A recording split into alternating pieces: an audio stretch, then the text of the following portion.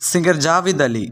சிறகுகள் வந்தது எங்கோ செல்ல இரவு வியக்க வைக்கும் இவரோட குரல்ல இவர் பாடின எல்லா சாங்குமே டாப் நாச். கிளிமஞ்சாரோ மலைக்கணி மஞ்சாரோ கண்ணக்கு இவர் தமிழ்ல 100க்கும் மேற்பட்ட பாடல்களை பாடியிருக்காரு.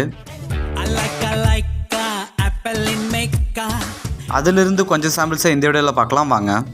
கால் முளைத்த போவே என்னோடு பலே புலி மூவிலிருந்து ஒரு பெஸ்டான சாங்.